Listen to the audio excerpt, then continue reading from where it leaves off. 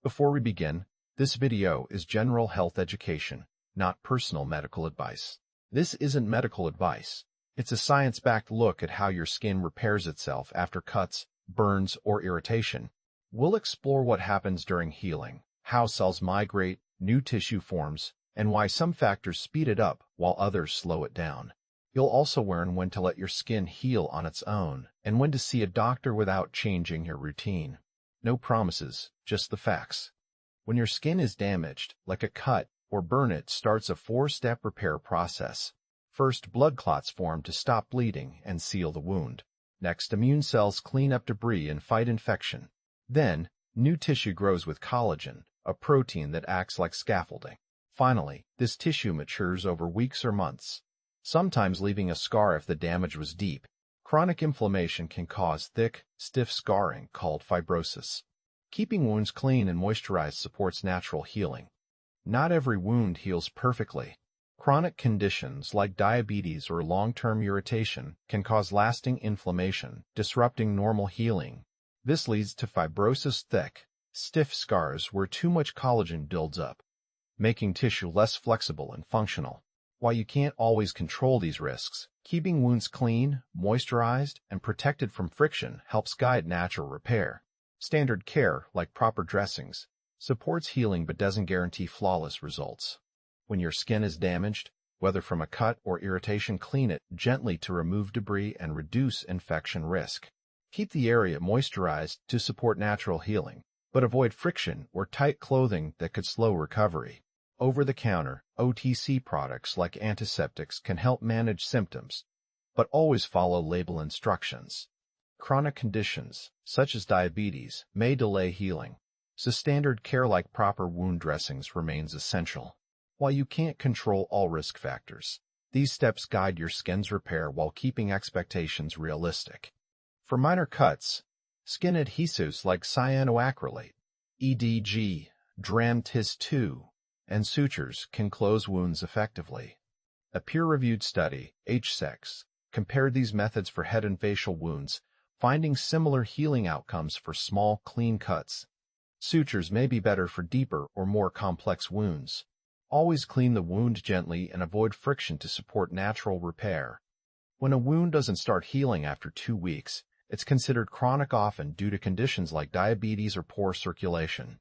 Look for redness, swelling, pus, or persistent pain. These signs mean your body needs extra help. While small cuts can heal at home, chronic wounds require professional care, such as special dressings or medical treatments, to support the skin's natural repair process and prevent complications. Seeking early medical attention ensures proper healing. Your skin's repair process isn't just about genetics. It's also shaped by your environment and daily habits. Germs from animals or poor wound care can delay healing, while chronic stress or a poor diet may slow down tissue regeneration. Some advanced treatments, like mesenchymal stem cells, MSCs, may support faster repair, though their long-term effects are still being studied. To help your skin heal naturally, always clean wounds gently with soap and water, avoid friction, and follow standard care guidelines. Mesenchymal stem cells, MSCs, are being studied for their potential to speed up wound healing and reduce scarring. These cells, found in tissues like bone marrow or fat, can turn into other cell types that support repair. However, we don't fully understand how they work long-term or if they're safe for everyone. While MSCs show promise in experimental treatments, standard care like keeping wounds clean and avoiding friction remains the best way to help your skin heal naturally. When your skin heals, myths like "let it breathe" can actually slow recovery. For example, covering a wound properly, like with a clean bandage, helps protect it from germs and reduces scarring. H3. Ice or heat. Neither speeds healing alone. They only ease pain or swelling temporarily. Mesenchymal stem cells, MSCs, found in some experimental treatments, may support repair, but their long-term effects aren't fully understood. H5. Stick to standard care, keep wounds clean, avoid friction, and follow instructions for over-the-counter products if needed. When a cut or burn shows signs of infection like increasing pain, redness, swelling, or pus, it's time to see a doctor. H2. These symptoms could mean bacteria are growing in the wound. While minor wounds usually heal on their own with clean bandages and avoiding friction, infections need medical treatment like antibiotics to prevent complications. H6. Always follow standard care. Keep the area clean.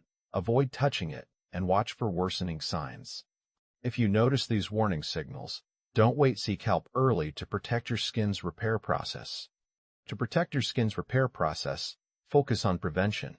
Apply broad-spectrum sunscreen with SPF 30 or higher daily to block UV rays that can damage skin cells and delay healing.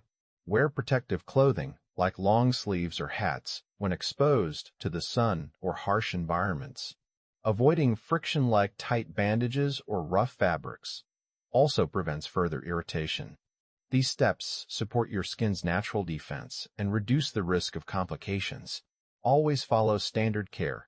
Keep wounds clean and monitor for signs of infection like increasing pain or redness. H3. Your skin's repair process is remarkable, but it relies on your care. Always follow standard precautions. Keep wounds clean, avoid friction, and watch for signs of infection like increasing pain or redness. H3. If symptoms worsen, seek medical advice promptly. H1. Prevention supports healing. Use SPF 30+ sunscreen daily to protect skin cells from UV damage. Protect your skin's natural defense by wearing long sleeves or hats in harsh environments. These steps reduce risks without guaranteeing outcomes. Every skin heals differently. Reflect on how you can support your own repair process. But remember, professional guidance is key when needed. Remember, this is general health education, not personal medical advice. For individual